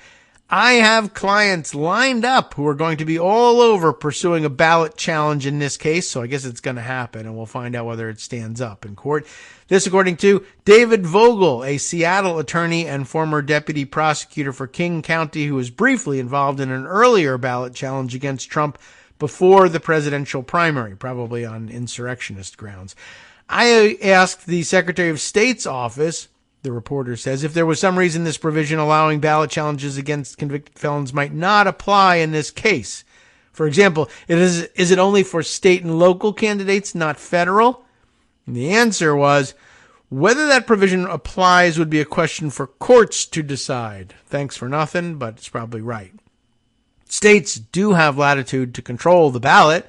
Candidates for president are excluded from Washington's ballot all the time, though typically it happens to minor party candidates who didn't follow filing deadlines or meet the requirements to hold the office, like not be an insurrectionist would be one of them, but we don't honor that one anymore. Ohio has been debating whether to bar President Joe Biden from its ballot over a filing deadline issue, so it's clear states can do such a thing, despite the Supreme Court recently saying, oh, but you can't do it to Donald Trump. And, of course, the Ohio situation is going to be fixed by an online roll call of the states ahead of time, as we learned Thursday when we last spoke to, was Greg's last appearance prior to today. We didn't discuss it today. Washington law says a voter can file a challenge once candidates are certified to appear on the fall ballot, which for presidential races typically occurs after the party's nominating conventions in late summer. That voter challenge goes to any justice of the Supreme Court, judge of the Court of Appeals, or judge of the Superior Court in the proper county, who, according to state statute, can potentially strip a candidate's name from ballots prior to the election if they have a felony conviction. Hoo boy! Republicans, you sure you want to go down this road? That's the question. I'm sure that they're sure they want to go down that road, though, so yes. It seems possible that under Washington state law, there would be no name listed on ballots as a Republican candidate for president in November. If so, it will be because the party's chosen candidate was too much of a disgrace to even meet the minimum state standards. I wonder if other states bar felons from running too. You could pick up the phone and find out. Regardless of what happens with the ballot, why not change course out of basic decency and political expediency? There's been plenty of talk urging Democrats to drop Biden and pick another candidate as their at their nominating convention. I mean, it's not going to work, but there has been that talk. And all he's guilty of is having bad poll numbers and being old. Why aren't Republicans at least considering a different candidate now that theirs is a convicted criminal? Well, it's only been a couple of days, for one thing, but you had to see it coming. The reaction from local Republicans this past week, though, was either misdirection or groveling, like how mob underlings sound when the boss gets sent to Rikers Island. The state GOP chairman, Jim Walsh, attacked the trial as a clown show. Congressional candidate and former state senator Michael Baumgartner called the charges flimsy, though at that point they had become solid convictions, and the setting of New York as hyper-partisan, though it was tried there because that's where the crimes were committed. Congressional candidate Tiffany Smiley said darkly, they're coming after hardworking families next. I don't know why they would reach that conclusion. I mean, Donald Trump's isn't a hardworking family. Why would you think that they would be going after people who work? It's Donald Trump today. It could be us tomorrow, she said, which I have to say, Your Honor, no objection, whether it's Tiffany Smiley or any other hardworking, even Republican in Washington. If you also committed this crime or any other, you should be next. I'm not certain why that's an objection. Anyway, if hardworking families are paying off porn stars and hiding payments to influence an election, then yes, I suppose they might be coming after you too. Congressional candidate Leslie Lewallen, not Llewellyn, but Lewallen, Lewallen, who is supposedly a sensible moderate in the party, breezily said the verdict, quote, does nothing to disqualify President Trump from holding office, and I look forward to casting my ballot for him in November, unquote. One thing conspicuously missing, nobody said he didn't do it. Nobody said he's a good man, he's innocent. Well, actually, they have said that. And in fact, Trump said it. It's a lie, but he did say it. Even his staunchest defenders know he did it. What happened to you, Republicans? Your standard bearer tried to overturn the 2020 election, and now he's been convicted of illegally influencing the 2016 election. His company was convicted of 17 felonies for tax fraud. He's also been found civilly liable for sexual abuse and corporate fraud, and now joins his former campaign manager, deputy campaign manager, national security advisor, multiple former election law attorneys, and his personal lawyer, all as current or former felons. Well, sensing a pattern here, as our writer here says he wrote in December, anytime he or his minions go before a judge or a jury, they have lost every single time. That's the quiet engines of democracy pushing back. And I don't know if he's counting it, but 60 times he made his election claims in front of courts and lost every single time there as well. This time, those engines were a 12-citizen jury. The courtroom is different from the campaign trail and the social media spin ecosystem. Facts and evidence still seem to matter there. Ordinary people, the kind who serve on juries, still care. It's embarrassing that even in Washington state, no Republican remaining seems to have the courage or the character of those ordinary people. That is a bit of a problem.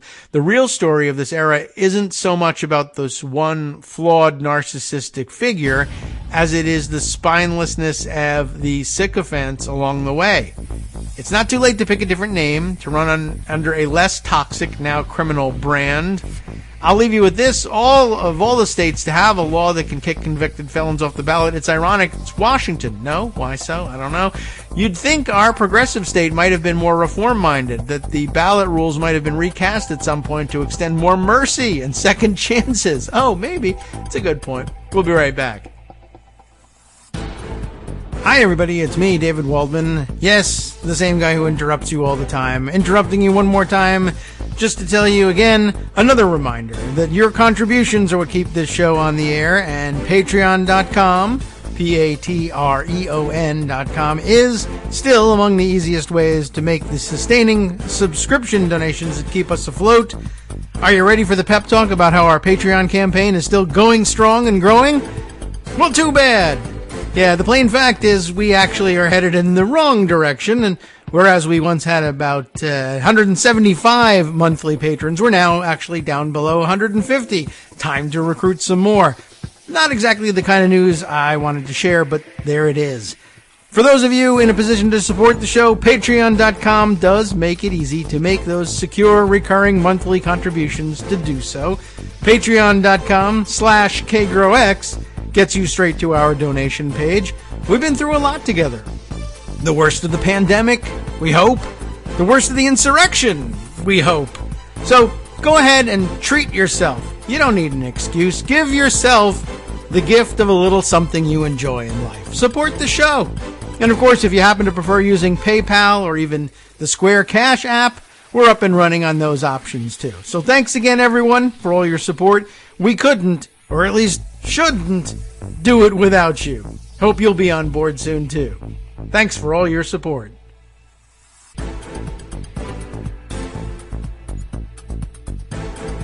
All right, welcome back now to the Kagro in the Morning Show here on Netroots Radio. We were right at the end. We were in the middle of the end of reading the story from the Seattle Times here, in which, who's our writer here? Just flip back. Danny Westneat was saying, making his closing argument here, just pointing out that, it is ironic that progressive Washington wasn't more reform-minded in this. That is, that the ballot rules might have been recast at some point to extend more mercy and second chances to those who broke bad and got caught in the jaws of the justice system. But instead, the script took me a while to get that word out. The script has flipped. It's now the old Law and Order party looking for leniency. As it continues to shed its principles, its entire identity, in fact, to follow this one man further into the mire. This all true and good observations. Now, one other observation that was made almost immediately on this article and the news that there was this law in existence. One Blue Sky participant, Raheli, Rahaeli, Raheli, pointing out here or making the observation that this would inevitably be immediately overturned under U.S. Term Limits Incorporated versus Thornton, a 1995 Supreme Court case, but it would be effing hilarious anyway. But it would be really interesting. I mean, there's certainly every reason to believe that this Supreme Court would get in the way of anything that would disqualify Trump from the ballot. But what makes it interesting to even point out, like, well, what was U.S. term limits versus Thornton all about? This was a case, suing to throw people off the congressional ballot or to disqualify them as candidates based on the adoption of state term limits laws, Arkansas's term limits laws, which undid the whole movement. I mean, had been percolating in the states for a long time, and people thought this would make a good idea. There's lots of arguments against the concept of term limits, but this is the constitutional question, which basically came down to, can states impose new qualifications for congressional candidates above and beyond those specifically enumerated in the Constitution. 25 years of age, a citizen of the state that he's running to represent, et cetera, et cetera. Can you say you're no longer qualified if you have served X number of years or X number of terms in Congress already? And the conclusion was no. The Constitution sets out what the limitations are, and they could have left the door open for others, but they didn't.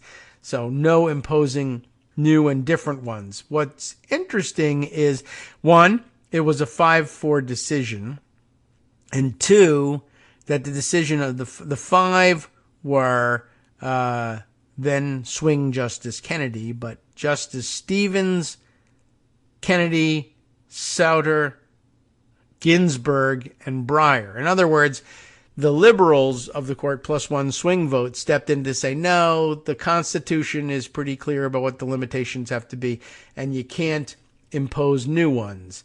So what we're saying here is that at the time, the question was, well, can states impose these things, these new limitations?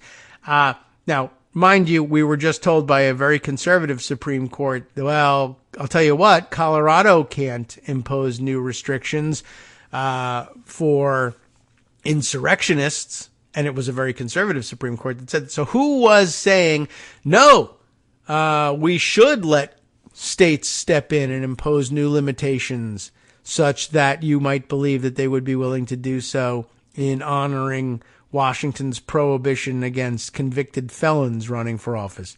Well, that would have been, who were the four that were outvoted at the time? Sandra Day O'Connor, but also William Rehnquist, both of whom are now, of course, gone from the court.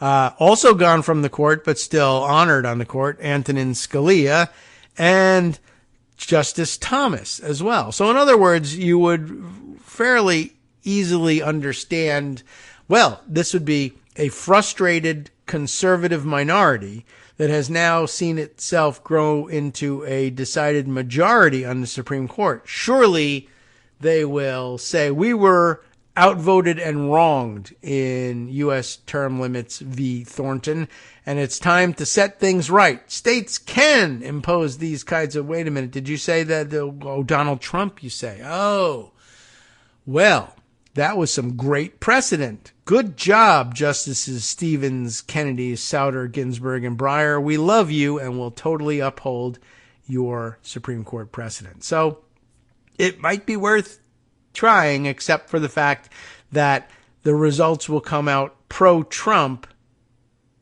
and you'll end up, back where you started. Okay, so I just thought I would point that out, and we'll see how this shakes out. And of course, it doesn't really matter. It will make for a lot of fun in the Washington state court system anyway. And I don't know. We'll see whether, we'll see what the legal analysts make of this and whether or not it would be worth anybody's time, or whether it would open the door for weird reversal of otherwise not so horrific precedent, I guess. I don't know. But the door's open to you, and it will be exciting to find out. All right, let's see. There is more news on the Alito front. They have not flown, I don't think, any new flags or flown any flags incorrectly lately. It would be interesting just to see them fly the Appeal to Heaven flag upside down. I don't know whether that's what sort. I mean, that would be a distress signal. The flag upside down, any flag upside down, is a distress signal.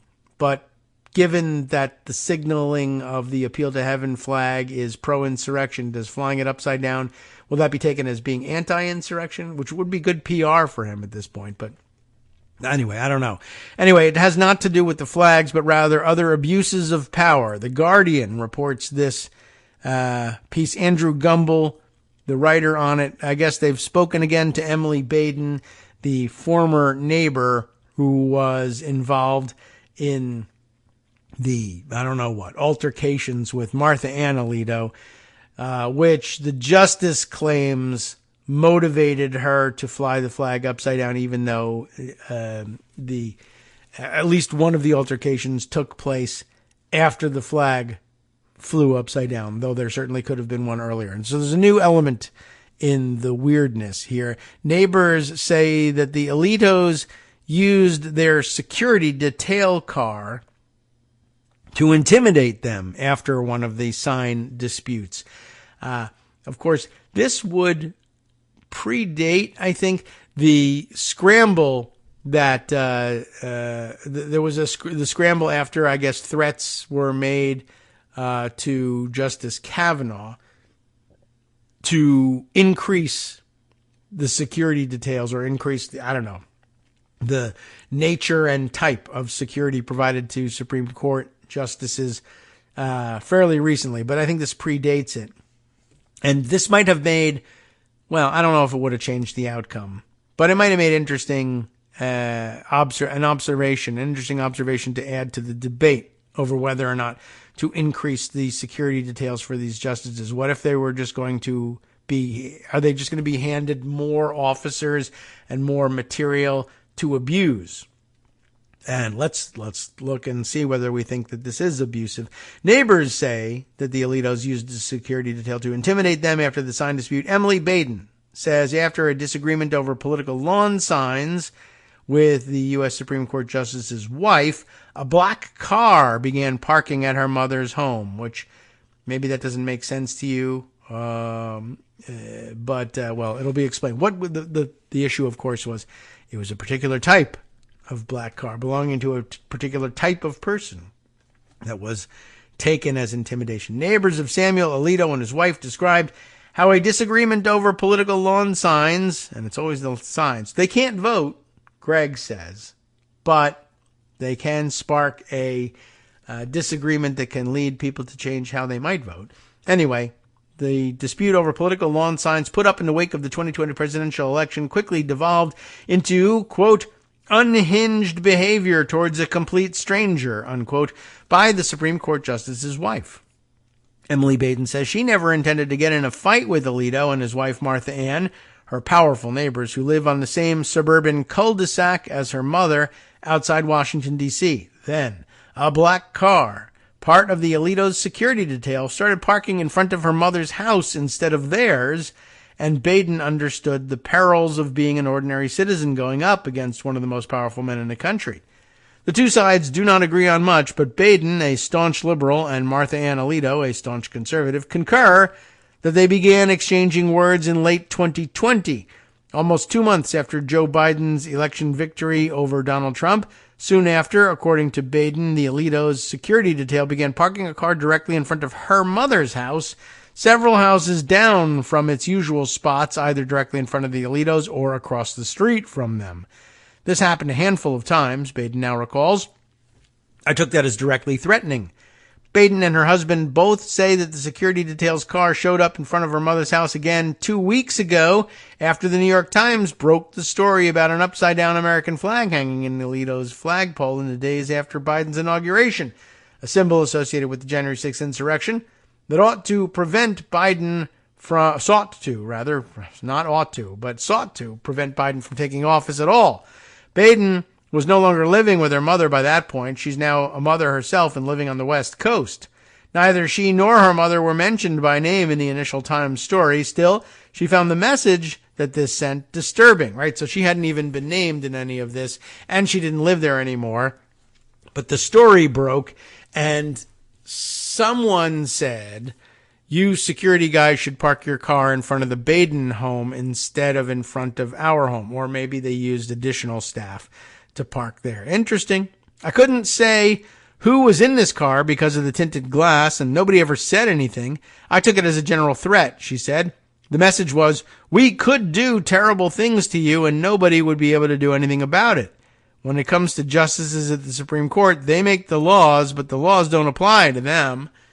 Maybe an overreading, but Baden's husband, who did not want to be identified by name, said he too remembered a large black security SUV parking in front of their house, most memorably after Martha Ann Alito confronted the couple in February of 2021, and Baden let an expletive fly at the justice's wife. Right after, a security vehicle moved in front of our house and stayed for the remainder of the night, he recalled. The Alitos did not immediately respond to a request from The Guardian for comment. Baden was an unusual witness to the Alito flag controversy and furor it has unleashed because she never saw the upside-down flag flying outside the Alito's house and did not hear about it until the story hit the headlines 2 weeks ago. When the Times first contacted her, she said she didn't want to be in any story because she had nothing to add. That changed when Alito put out a statement saying that his wife had briefly hung the flag in response to a neighbor's use of objectionable and personally insulting language on yard signs. Baden realized this was a reference to her. She didn't even know it until then, I guess. It both incensed and frightened her. He's lying about many, many things in that statement, she claims. Contrary to Alito's assertions, she alleged it was not true that she had initiated any confrontation. She said it was also untrue that her lawn signs were directed personally at the justice or his wife. In Baden's version of events, Martha Ann Alito first approached her to complain about a homemade cardboard sign that said "Bye Don" on one side and "F Trump" on the other. Sentiments found on many similar signs around their neighborhood in Alexandria, Virginia, and in the rest of the country. Alito took further umbrage after January 6th when Baden erected signs that read, "Trump is a fascist," and "You are complicit." The latter intended, Baden says, as a condemnation of all Trump supporters, not as a message to the Alitos, who had no direct view of it from their house. The next day, according to Baden, Martha Ann Alito pulled up in front of their house in her car and glared at her and her partner, now her husband. The security detail started parking outside the house around the same time, and the dispute continued for more than a month, culminating in the swearing incident in mid-February and a police report that the Badens filed right after. This was unhinged behavior towards a complete stranger who had done nothing except put up a yard sign, Baden charged. I became truly afraid of what they might do. That fear also made her hesitate about agreeing to be named publicly. She knows how quickly people can be vilified when stepping into a high-profile political controversy, as she has thought of Anita Hill, who tried in vain to stop Clarence Thomas being named to the Supreme Court in the early 1990s, and of Christine Blasey Ford, who testified against Brett Kavanaugh during his confirmation hearings in 2018, also to no avail. I was scared for myself, for my mother, for my family, for anyone who shares my last name, Baden said. Then news broke of a second flag affiliated with the Stop the Steal movement being flown at a second Alito home, and she felt she had no choice but to speak out. That other flag sealed the deal for me, she said. I thought, if I don't use my name, I will not be true to myself and my lifelong convictions. I believe in resistance to fascism. My grandpa fought in World War II. He was a person who quite literally fought against fascism. Her view of Alito was further colored by the fact that he wrote the majority opinion in the Dobbs case, of course. The decision had overturned Roe v. Wade, and it ended constitutional rights to an abortion. She happened to be in Virginia when the news broke and participated in street protests outside the Alito's home, at which point her sign, and almost everyone else's, were indeed personally directed at the justice. Now she feels compelled to add her voice to the growing calls for Alito to recuse himself from Trump-related cases before the Supreme Court, and is willing to testify before Congress, as Hill and Blasey Ford did before her. The story is not about me. I didn't do anything except put up a sign in my front yard. The story is that one of the most powerful men in the country showed allegiance to an insurrection. I'm horrified by this behavior and want to see at least a modicum of accountability. If I'm coming forward, it is to encourage other people to resist. I want to galvanize people and let them know they have power. This truly gives me chills to think about how close we came to a coup and Christian fascists taking over our country, but this is still a democracy. Well, we hope so. We hope she's right about that one, but that adds another aspect of things. The parking the security detail outside of her house, which I guess I'm sure that if they're ever eventually asked about it, they would say, well, we thought that they were the nearest threat to us, and we thought that the security detail should park outside their house and make sure they don't come out of their house and come threatening us. But really, still the same rule applies. Probably the best place for them to be outside the Alito's home. And I guess we want to put a lid on how much latitude the justices have to order the security detail around and I guess, countermand their orders. But maybe they didn't. Maybe they told them about what was going on and where the people lived, and the security detail independently decided, well, maybe we should keep eyes on these people for the next 24 hours or so. It is possible, but yeah, you definitely don't want to find out that they're throwing their weight around the neighborhood and treating the security detail as their own private police force. It'd be worth looking into to see whether that was the case. Do you think we can get a hearing on that? I don't know. All right, let's see. As it turns out, there are some hearings in the offing. The Guardian also reports, thanks to Peter Stone in this case, that top Democrats ready to launch an inquiry into Trump's brazen $1 billion pitch to oil executives. You remember that one from the other day? If you give me $1 billion and I win the presidency, I'll roll back all the regulations that are stopping you from profiteering even worse, even more flagrantly in your oil and gas exploitation. Senator Whitehouse calls the audacious request the definition of corruption, and it kind of is, amid an investigation into a different thing, a Pervalago meeting in April. Let's find out what's going on here. Donald Trump's brazen pitch to at least 20 fossil fuel heads, that is to say the heads of companies involved in the exploitation of fossil fuels, though that would be a nice nickname for them, or pejorative for them. You fossil fuel head. Well, this brazen pitch for $1 billion to aid his presidential campaign in return for promises of lucrative tax and regulatory favors is the definition of corruption, a top Democrat investigating the issue has said. So the investigation is already underway. It certainly meets the definition of corruption as the founding fathers would have used them. Senator Sheldon Whitehouse said in an interview about Trump's audacious $1 billion request for big checks from top fossil fuel executives that took place in April at his Mar-a-Lago club. So that's what they were investigating. I thought I forgot that extortion request essentially was made from the Pervalago sex dungeon. Okay. White House added, the quid pro quo, so-called, is also very evident. I can't think of anything that matches this either in terms of the size of the bribe requested or the brazenness of the linkages. White House and his fellow Democrat Ron Wyden, they turned him to a Ron with a W, have launched a joint inquiry as chairs of the Senate Budget and Finance panels, respectively, into Trump's quid pro quo style fundraising. Not really sure what the budget jurisdiction is on that one, but okay. Anyway, this also already seems to have helped spur tens of millions of dollars in checks for a Trump super PAC from oil and gas leaders at a May 22nd Houston event.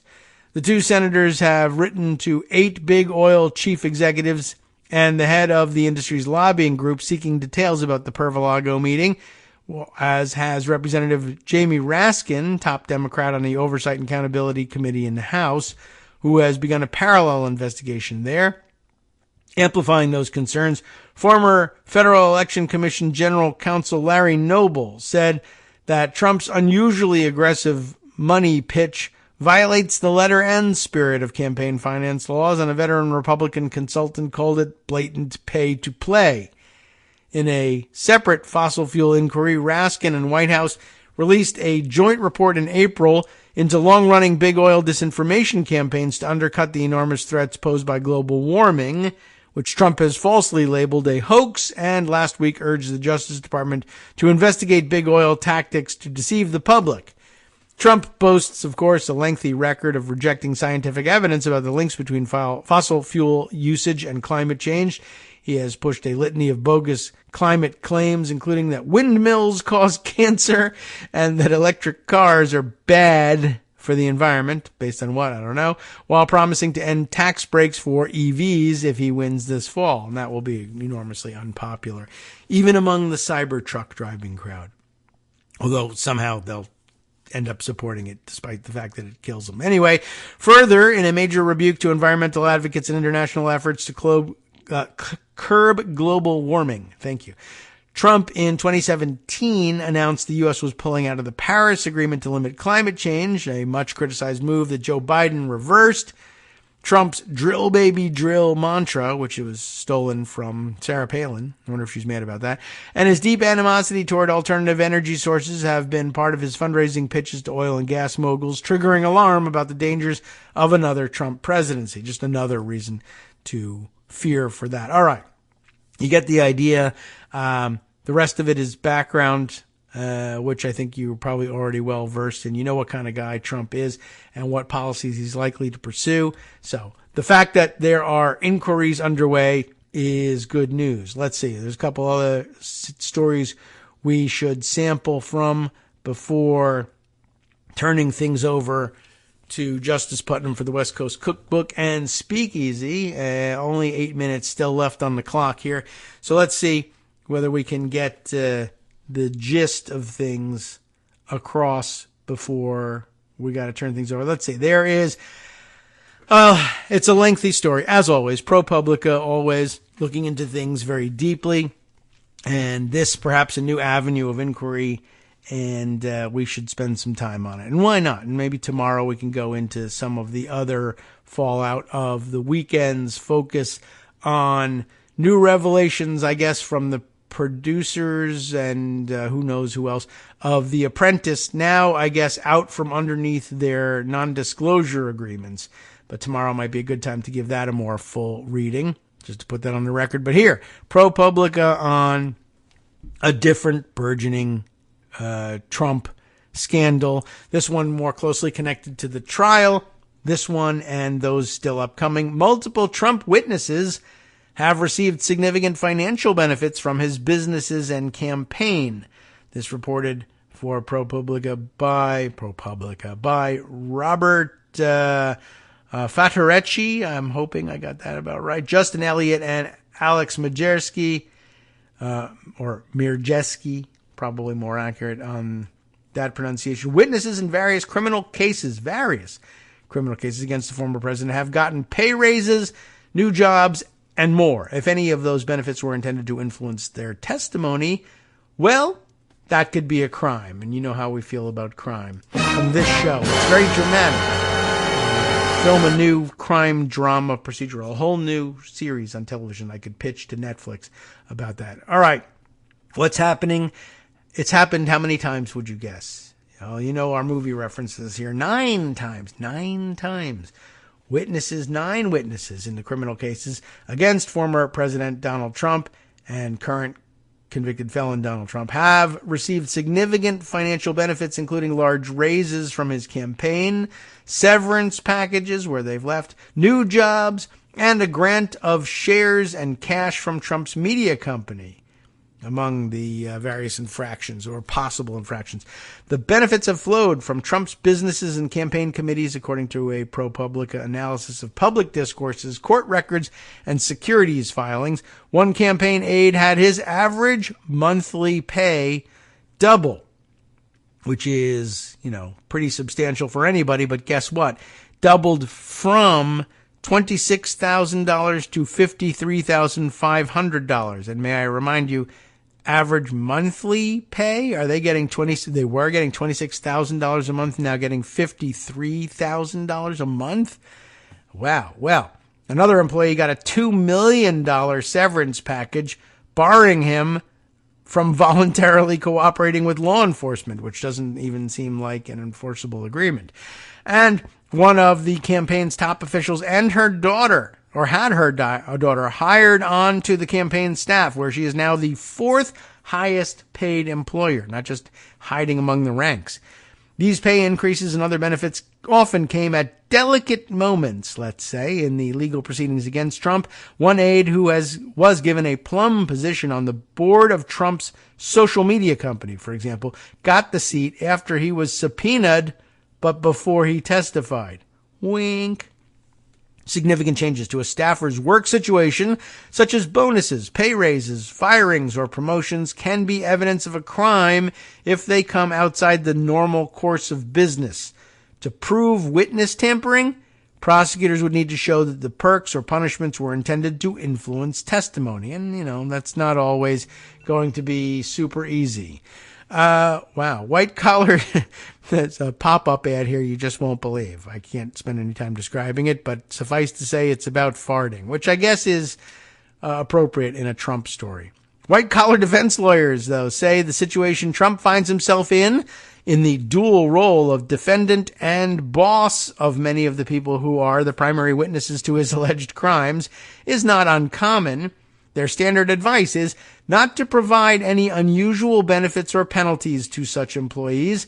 Ideally, the decisions about employees slated to give evidence should be made by an independent body, such as a board, not the boss who is under investigation. Oh well. To hell with that norm. Even if the perks were not intended to influence witnesses, they could prove troublesome for Trump in any future trials. Prosecutors could point to the benefits to undermine the credibility of those aides on the witness stand. It feels very shady, especially if you detect a pattern, which is what's happening here, of course.